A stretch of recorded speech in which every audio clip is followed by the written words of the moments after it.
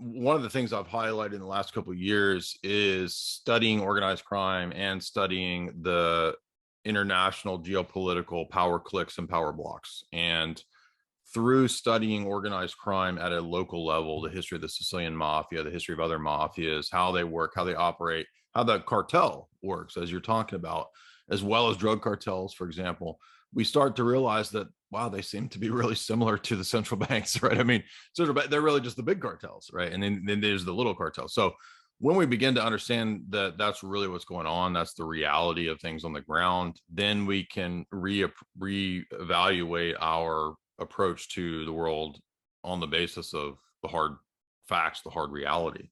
And that's why Bitcoin is an answer, economically speaking, to a lot of the problems. It's not an answer to everything, but and by extension, yes, gold and silver as well. And that's really the takeaway here. So what I do a lot of times is I lecture through the writings of the elite, so-called, for the last 100 years, kind of do a summary of those books, because a lot of people don't have time to read all these big, boring global elite books.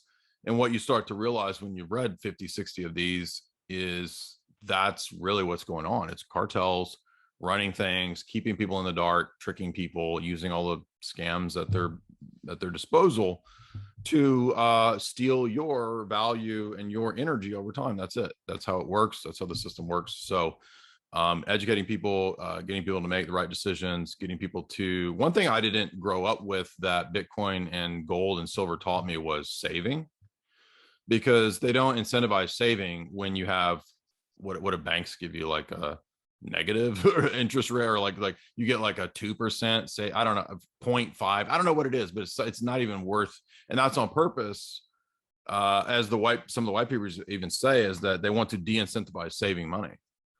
And one of the things that you mentioned, H.G. Wells and like the socialist technocrats from 100 years ago, they discussed that when they roll out the universal basic income, one of the tricks it would be to have the UBI that you get, it goes away after a week.